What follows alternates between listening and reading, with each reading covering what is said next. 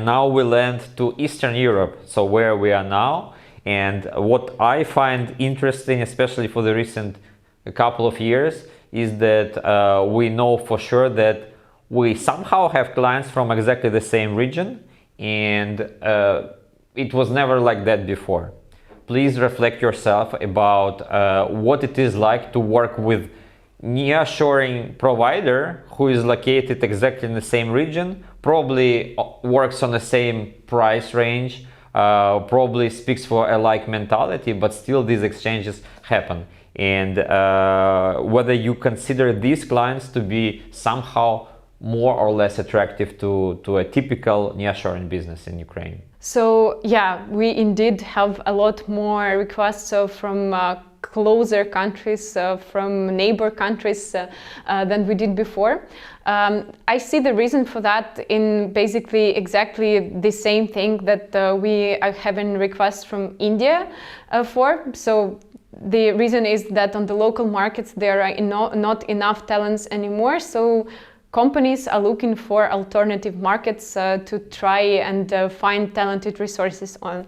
However, what I see as a main difference, speaking about like Indian companies that we have just spoken about and Eastern European companies, that while Indian companies come to Ukraine and they know exactly why Ukraine and what they want to find here, Eastern European companies usually come into Ukraine as a part of their company all over Eastern Ukraine. So usually they would not care so much whether it's like Ukrainian vendor who succeeded in meeting their need, or Serbian or Montenegrin or whatever country they find available and where they find the talents that they are looking for. Because the mentality is quite alike. So they do not have this approach that it has to be Ukraine or we are staying inside our borders. So this would be the main difference. So for Eastern European companies, the vendor that was faster in meeting their need would get basically the project and the client. For us, I cannot say that there is a very big difference between the client from Eastern Europe and the one from Western Europe or from the US, for example.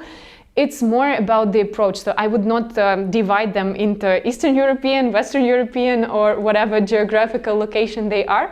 It's more about like readiness to understand the market realities and readiness to negotiate and find this point where it would be beneficial for both sides and not only, for example, for them because they came here, or not only for us. So it's all about the approach. Okay. You mentioned, like, now you compared pretty much a likeness of Eastern Europe with Western Europe and North America.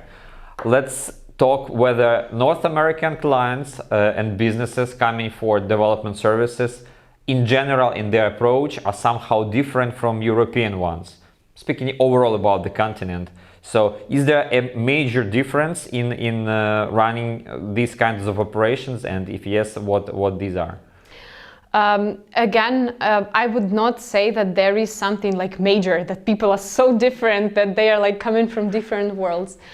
For me, it's more about probably the scale of their plan for Ukraine. While for European companies, like many of them come to Ukraine as an experiment. So they're looking to find one or two people, and then when they see that the model works, that they like the talents, that they see the advantages as opposed to hiring people locally, they would be scaling up, but that can happen in half of a year, in a year, or maybe in a further future. As opposed to that, with American companies who come to us, we see that they have a pretty clear plan. So they know why they went for offshoring, and they see it not as an experiment, but rather as a strategical change in their teams setup. So many of them would be coming for more people from the very start, just because they do not see like kind of a reason to set up a team of two, because that team will not deliver. They would not be ready to experience everything with such a small team. So usually they would come and build a team of at least 5 people from the very start and scale up a lot quicker, just because this was their plan. But I can say that most probably it's also because of the basically that Ukraine is much further from them than it is from European countries. And speaking about that, I can say that when you're coming to hire remote developers in Ukraine, the time zone difference being like 2 hours or 3 hours, it's a lot easier to kind of try it and then just it does not work, let's go locally. It would not make such a big difference. As opposed to that, with American companies, they need to plan their approach very thoroughly. And just because they already invested a lot of time in planning how they would work with such a different time zone, who would manage such a team? How they would manage such a team? Do they need a team lead or architect in Ukraine or not? So as they have this plan very thoroughly thought out before they even try to approach the companies in Eastern Europe or Ukraine, maybe this is the main reason for their for the difference in the scale of their approach that they come with us to.